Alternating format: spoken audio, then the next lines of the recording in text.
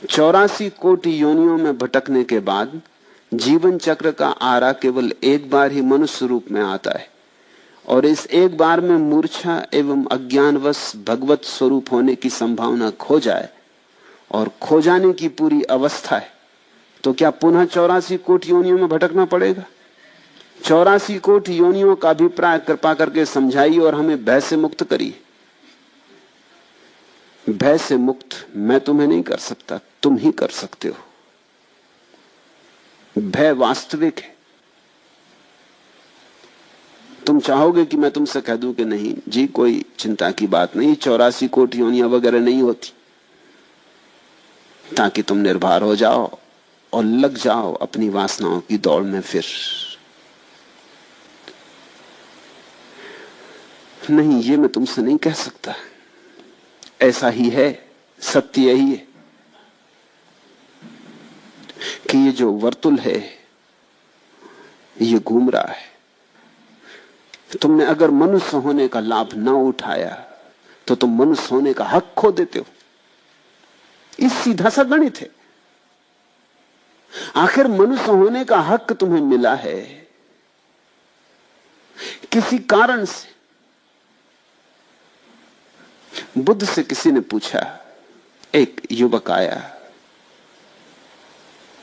संन्यास्त होना चाहता था। उसने पूछा कि आपको देखकर, राह पर आपको चलते देखकर, आपकी ये प्रसादपूर्ण कांति, आपका ये अपूर्व अपार्थिव सौंदर्य, मेरे मन में भी बड़ी गहन आकांक्षा उठी, मगर मैंने कभी इसके पहले संन्यास का सोचा भी नहीं था, और मैं कभी धर्म इत्यादि में उत्सुक भी नहीं रहा। पंडित पुरोहितों से मैं जरा दूर ही दूर रहा। मेरे पिता और मेरे मां भी मुझे अगर कभी ले जाना चाहते हैं तो मैं बच जाता हूं हजार बहाने करके। पंडितों की बातें सुन के मुझे सिर्फ सिरदर्द हो आता और ऊब आती।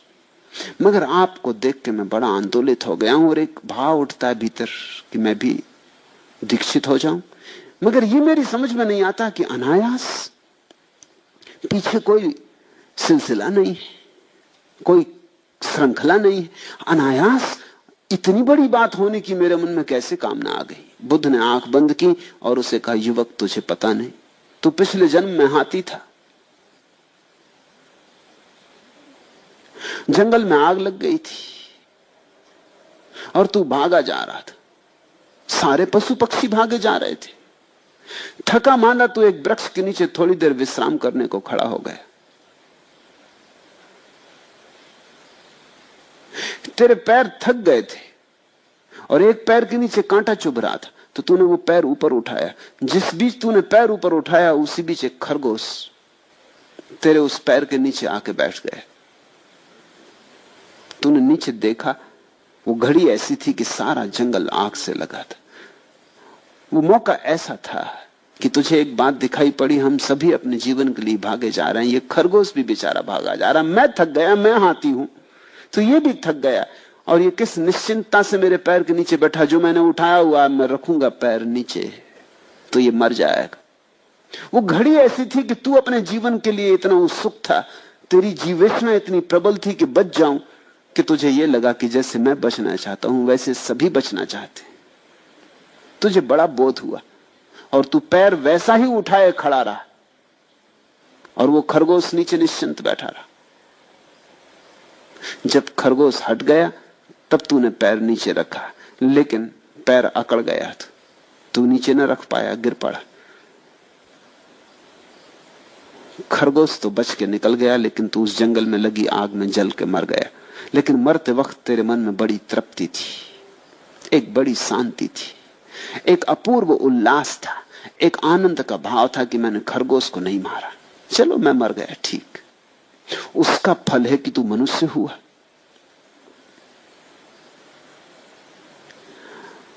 बुद्ध ने कहा, तूने वो जो करुणा दिखाई, उस करुणा के कारण तू मनुष्य हुआ। उसी करुणा के कारण तेरे भीतर ये बीज पड़ गया।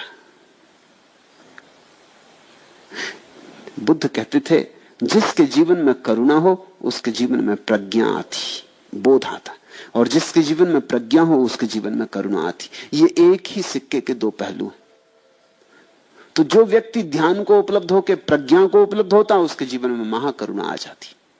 और जिसके जीवन में करुणा की थोड़ी सी गंध हो वो आज नहीं कल समाधि में उत्सुक हो ही जाएगा। उस करुणा के कारण आज राह पर चलते मुझे देखकर तेरे मन में यह भाव उठा। यह अकारण नहीं है, इसके पीछे श्रृंखला है। मैं तुमसे कहता हूं कि तुम मनुष्य हो, यह अकारण नहीं है। कुछ किया होगा, कुछ हुआ होगा। अनंत अनंत यात्रा पथ पर तुमने अर्जन किया है मनुष्यत्व, यह अर्जित है। लेकिन यह अवसर अवसर ही है, यह तुम्हारी कोई शाश्वत संपदा नहीं है। तुम इसके मालिक नहीं हो गए हो। यह क्षणभंगुर है, यह आज है और कल चला जाएगा। जैसे अर्जित किया है वैसे ही गंवा भी सकते हो। अगर एक हाथी करुणा के कारण मनुष्य हो सकता है तो एक मनुष्य कठोरता के कारण हाथी हो सकता है। ये तो सीधा गणित है। अगर एक हाथी करुणा के कारण मनुष्य होने की क्षमता पात्रता पैदा कर लेता है तो तुम कठोरता के कारण, हिंसा के कारण, क्रूरता के कारण पशु होने की क्षमता में उतर ही जाओगे। जाओगे कहां? और वर्तुल घूम जाएगा, चाक घूम गया, आरा नीचे जाने लगा। फिर लंबी यात्रा है, क्योंकि आरा तभी वापस लौटेगा जब पूरा चाक घूम जाए। ये जो 84 कोटियों की बात है ये एकदम अवैज्ञानिक नहीं है। और ये 84 करोड़ योनियों की जो बात है ये केवल कोई पौराणिक आंकड़ा भी नहीं है, ऐसा ही है। अब तो वैज्ञानिक धीरे धीरे धीरे खोज करते करते इस नतीजे पे पहुंच रहे हैं कि हिंदुओं का आंकड़ा शायद सही सिद्ध होगा।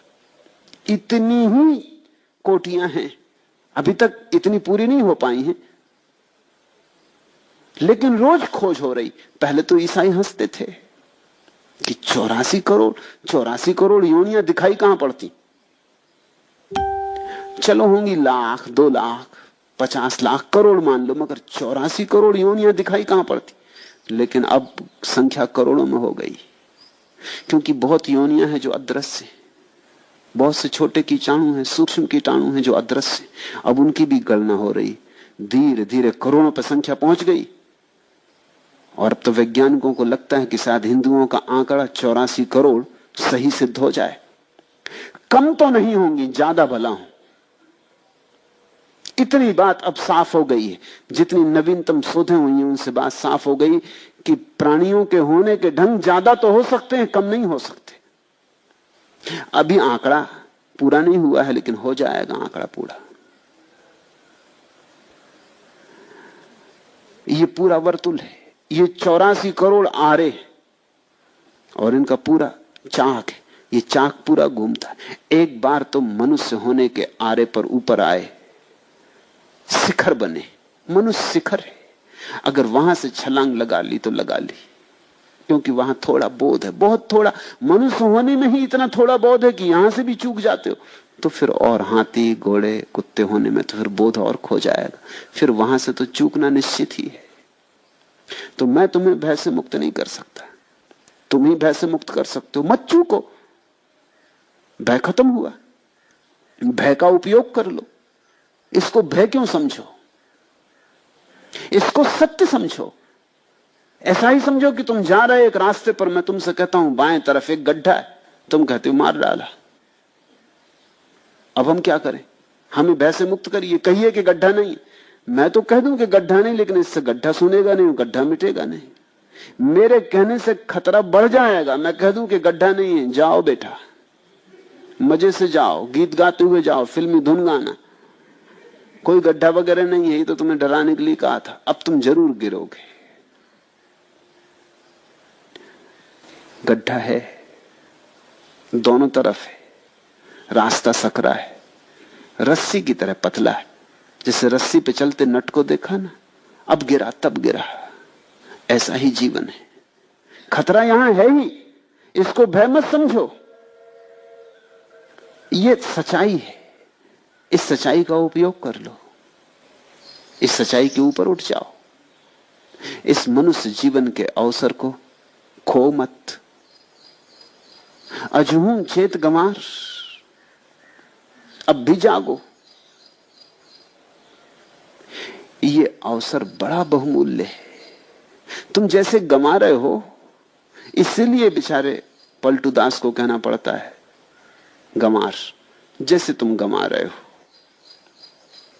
जो गंवाए सो गंवार। तुम किस चीज में लगा रहे ये अवसर को? कोई स्त्री के पीछे दौड़ रहा, कोई पुरुष के पीछे दौड़ रहा, कोई धन के पीछे, कोई पद के पीछे। लेकिन यही तो तुम जन्मों जन्मों में, कोटियों कोटियों में, अलग अलग योनियों में करते रहे। वहां भी यही सब चलता है। तुमने देखी बंदरों की एक जमात, उनमें एक राष्ट्रपति होता, सबसे ज्यादा उपद्रवी, झंझटी, झगड़ेल, मारने पीटने को तैयार, डरवाने में कुशल, वो अगुआ होता है। बाकी सब उससे डरते। फिर अगर तुम बंदरों को गौर देखो, जिन्होंने अध्ययन किया बंदरों का, तो वो कहते हैं बंदरों में पूरी की पूरी राजनीति होती। पूरा कैबिनेट पाओगे तुम, पूरा मंत्रिमंडल। वो जो एक सबसे ज्यादा दुष्ट, उसके आसपास 10-5 का एक गिरोह जो उसके सलाहकार, और फिर उसके बाद और फिर उसके बाद और तुम उनमें बराबर वर्ण भी पाओगे। कुछ हैं जो काम शूद्र के ही करते, कुछ हैं जो काम सिर्फ ब्राह्मण के करते हैं, जो सिर्फ सलाह मशविरा देते हैं। कोई झगड़ा जहां सा आ जाए तो मार्ग सुझाते। कुछ हैं जो छत्री का काम करते हैं, झगड़ा जहां सा हो तो लड़ने को तैयार, जवान, मजबूत। और स्त्री बच्चे, उनकी सब सुरक्षा करते। जब बंदरों का गिरोह चलता है तो स्त्री बच्चे बीच में चलते, अगुआ आगे चलता है, स्त्री बच्चों को घेर के छत्री चलते। ठीक बंदरों में तुम पूरे मनुष्य की राजनीति पाओगे। तुम नई दिल्ली के सब रंग ढंग बंदरों में पा सकते हो। तो पार्लियामेंट में अगर थोड़े बंदरपन हो जाता तो बहुत चिंता मत किया करे, वो होने ही वाला है। अगर मारा धापी हो जाती है, खींचतान हो जाती है, एक दूसरे को धक्कम धुक्की हो जाती है, वो होने ही वाली।